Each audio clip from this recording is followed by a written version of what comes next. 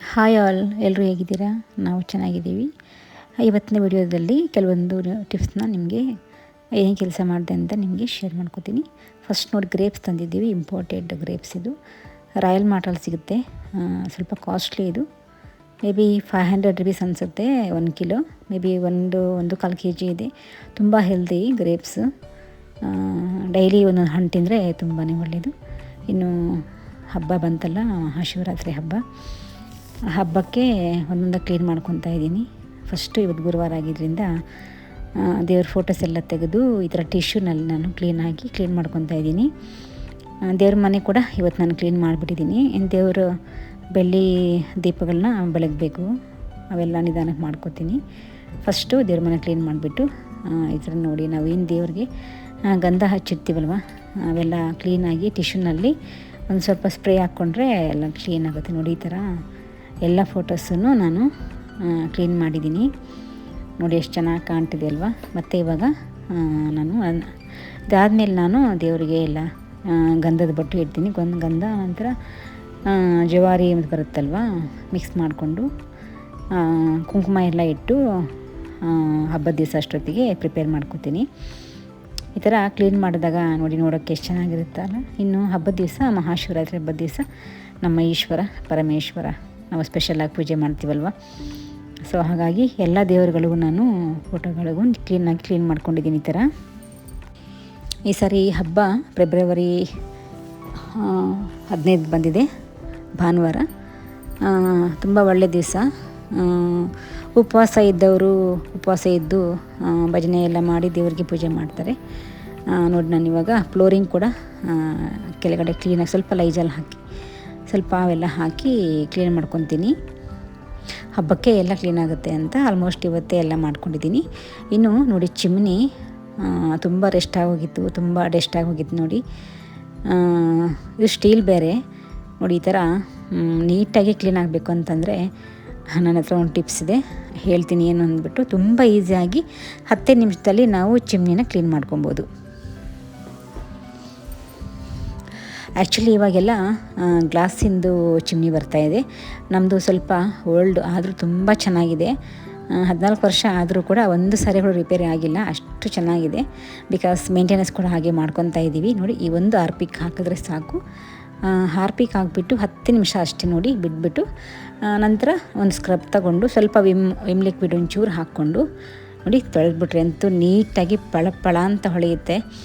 ಇದು ನಾನು ನಮ್ಮ ಉಮ್ಮ ಇಬ್ಬರು ಸೇರಿ ನಾವು ಕ್ಲೀನ್ ಮಾಡಿದ್ದು. ಸ್ವಲ್ಪ ಹೆಲ್ಪಿಗಿದ್ರೆ ಸ್ವಲ್ಪ ಈಸಿ ಆಗುತ್ತೆ ಅಂತ ನಾನು ಇದ್ರ ಮೇಲೆ ನೋಡಿ ಇದು ಪ್ರೆಸ್ಟೇಜ್ ಕಂಪ್ನಿದು, ಅಂದರೆ ವೆಜಿಲ್ಸ್ ಕೂಡ ಇಲ್ಲೇ ಇಡ್ತೀನಿ ನಾನು. ಬೇಗ ಸಿಗುತ್ತೆ ಕೈಗೆ ಅನ್ನೋದಕ್ಕೋಸ್ಕರ ನೋಡಿ, ಇಲ್ಲಿ ಬೇಗ ಸಿಗುತ್ತೆ ನಾವು ಕುಕ್ಕರೆಲ್ಲ ಇಟ್ಟಾಗ ಅಂದ್ಬಿಟ್ಟು. ನೀವು ಟ್ರೈ ಮಾಡಿ. ಚಿಮ್ನಿಗೆ ಒಂದು ಒಳ್ಳೆ ಟಿಪ್ ಅಂತಲೇ ಹೇಳಬೇಕು. ಒಂದು 5 ನಿಮಿಷ ಮುಂಚೆ 10 ನಿಮಿಷ ಮುಂಚೆ ಸ್ವಲ್ಪ ನೀರು ಹಾಕಬಾರ್ದು, ನೀರೊಂಚೂರು ಹಾಕಬಾರ್ದು. ಗಟ್ಟಿಯಾಗಿ ಹಾರ್ಪಿಕ್ ಒಂಚೂರು ಹಾಕಿಬಿಟ್ಟು ಬಿಟ್ಬಿಡಿ 10 ನಿಮಿಷ 5 ನಿಮಿಷ.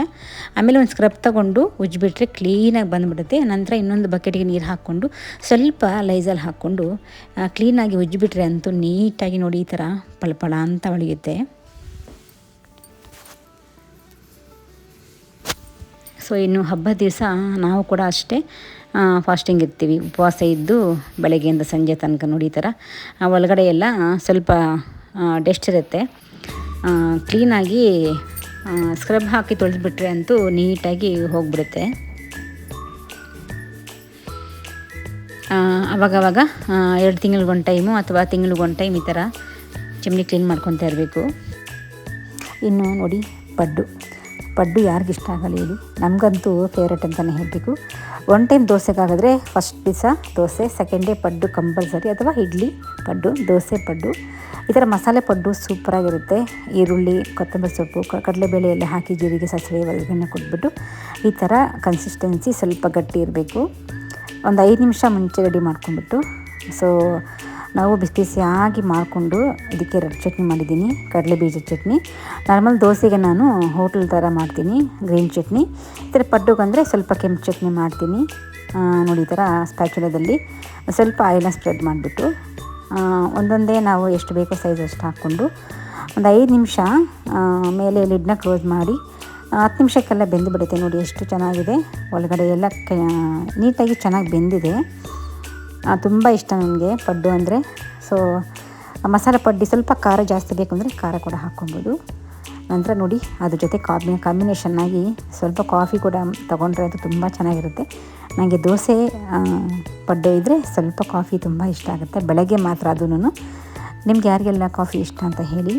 ಸೊ ನಂತರ ಇನ್ನು ಹಬ್ಬ ಬರುತ್ತೆ, ಹಬ್ಬದ ದಿವಸ ಏನೇನು ಮಾಡಬೇಕು ಅಂತ ಕೂಡ ಹೇಳ್ತೀನಿ. ನಾನು ಅವತ್ತು ಉಪವಾಸ ಇರೋಣ ಅಂತ ಅಂದ್ಕೊಂಡಿದ್ದೀನಿ. ಹಬ್ಬದ ದಿವಸ ಒಂದು ದಿವಸ ದೇವರಿಗೆ ಉಪವಾಸ ಇದ್ದರೆ ನಮ್ಮ ಆರೋಗ್ಯಕ್ಕೂ ಒಳ್ಳೆಯದು. ಸೊ ದೇವ್ರ ಕಡೆಯಿಂದ ನಮಗೂ ಒಳ್ಳೆಯದಾಗತ್ತೆ ಅನ್ನೋದಕ್ಕೋಸ್ಕರ ನಾನೊಬ್ಬಳಷ್ಟೇ ಇರೋದು ಉಪವಾಸ. ಹಸ್ಬೆಂಡು ಮಗಳು ಇರೋದಿಲ್ಲ, ಅವ್ರಿಗೆ ಟೈಮ್ ಟು ಟೈಮ್ ಅಡುಗೆ ಮಾಡಿಕೊಡ್ತೀನಿ.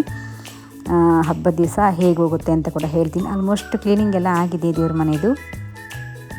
ಮಿಕ್ಕಿದ್ದು ಪೂಜೆ ದಿವಸ ಎಲ್ಲ ಮಾಡ್ಕೊಬೇಕಾಗತ್ತೆ. ಸೊ ಇದೇ ಇವತ್ತಿನ ಒಂದು ವಿಡಿಯೋ. ಮತ್ತೆ ಸಿಗೋಣ. Thank you so much watching my video. Thank you.